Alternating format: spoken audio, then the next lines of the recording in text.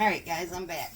So I have in the first canner, I have my sausage gravy. That's what you hear jiggling. And the second one, we have 18 pints of corn. So in my pot over here in my chair, I have 4 pounds of hamburger that I'd already cooked and frozen. So I just minced up into smaller pieces because nobody wants a big chunk of hamburger. And then I got 4 of these 10-pound cans of tomato sauce. So I'm actually going to can whatever I don't use today. So right now I'm going to see how 8 cans of tomatoes look.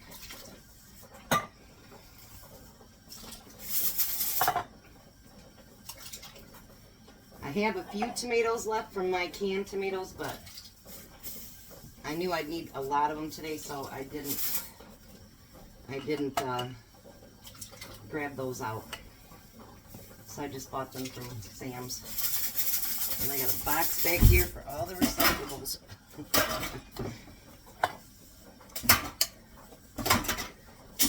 Now I know what the one thing I forgot, but I'll go get it in just a second. Alright, and then I'm going to use the tomato sauce from the can. I think I'll use the whole thing actually.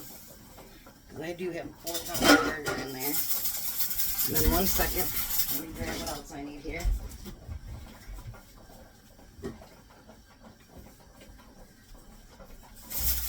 My kitchen is a war zone today. Because there's going to be a lot of canning going on. And hopefully dinner. I'm sure my husband would like to eat after working today. So then, these are my own home canned chili beans. And you guys, they're better than any chili bean that you'll buy out there. I swear to you, they're really, really, really good. So I'm going to use 2 quarts of those. And oh my goodness, oh, it smells so good. Sometimes, you know, like, I could never understand my sister when she was doing all this canning. And actually, I'm doing stuff that she doesn't can now either. But I can see now what she meant about, you know what's in your food, everything else. And I do understand it now. So, hence me canning my own food. So instead of chopping up a bunch of onions today, I have my dehydrated. And because it's going to be pressure cooked and it's going to be in liquid, they will rehydrate. So I'm going to pour some of those in there. Oh, they smell good.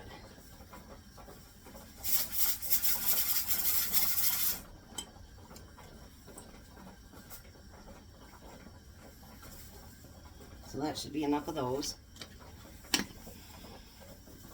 Put back in my oxygen absorber. I use a little bit of red pepper. I don't do a whole lot because I don't like real spicy food. So we'll put a little bit of that in there. Tad bit of garlic salt.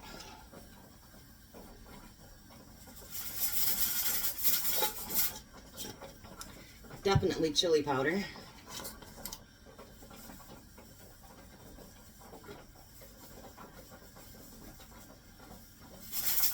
I don't never measure any of these things. I just do it, I guess. So maybe I should learn to measure. And salt. And some pepper. Boy, these work better now that I replaced the batteries, I'll tell you. So what I'm going to do, because the canners are already full, is I will get everything set up and ready to go into the canner. So when they're done and the pressure comes down, I'll put them over on the countertop. Then I'll dump the water out and get the jars cold, or the canners cold again, and then I'll fill them up again. Now the tomato sauce, that can actually be water bathed. So depending on how the canning goes, I'm using my water bather right now to mix all my stuff together. I keep saying I'm going to get me a great big stock pot, but I haven't gotten it yet. I keep looking at my auction service that I do, a little dusty, And of course, when I didn't think I'd ever use a stock pot, they had them all the time. And now that I want one, they don't have any. So let's give her a taste here. It'll be cold. And it needs a little bit more chili powder.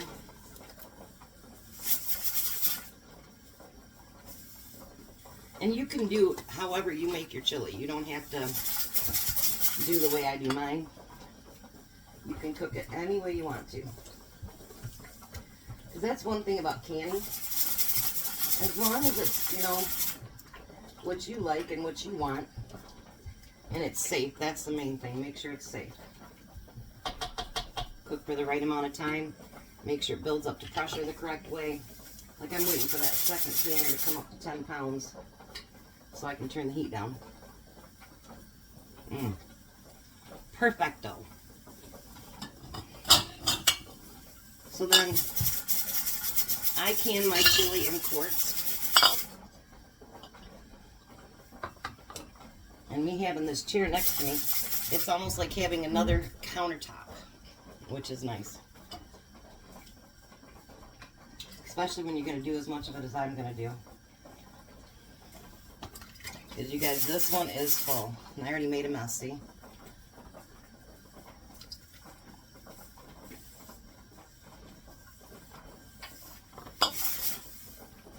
So now, even in your chilies and stuff, you're going to want to make sure you debubble.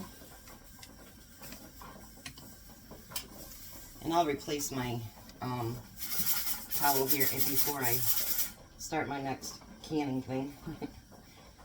Although it'll be tomato sauce, so it'll be fine. We still had a bag of those, of the corn that we didn't even use up yet. It was really nice that they gave us all that corn, but you guys, we have got so many cans of corn now. It's crazy. Just absolutely crazy. It was funny because I said a prayer to God. I said, you know, I'm getting my inventory stocked up pretty good, but I really don't have much corn, and I don't have many carrots in my stock. And somebody gave us a whole bunch of both, and I was like, he must be listening. So if he's listening again, I need peas and green beans. Which I am growing them out in my garden, so my peas are not, they were doing really, really well, and now they're not. So we'll see. So I'm telling you, this chili, you'll actually see me use it in a recipe later this week. I'm just going to do a few of them, and then I'll shut you up, and then obviously bring you back when everything's done. But the chili, I use this chili, you know, even just for dinner. I use it for the recipe. You'll see me use it in next week. And then you can make it with chili fries, anything. So make your favorite chili up. Now this, because it is quarts and it does have meat in it, it's going to can for 90 minutes in your pressure canner. And like I say, you make the chili the way you like it. If you like it fiery hot, then, you know, put jalapenos in it, put whatever you want in there. You do that for yourself. My husband and I are not real spice people. We don't like anything real hot and spicy, so for us, what I add to it is great. And you know, the same thing when you go around these jars to wipe off the lids. At that time, you can check to make sure that there's no chips, because remember the one thing I canned last week, it didn't seal. It didn't seal because it had a chip in the lid and I didn't catch it. And it was a very, very, very small chip. Like, I don't know how I actually even found it. But that's what caused my one jar not to seal. And when you go through all that work, believe me, you guys, you don't want things not sealing.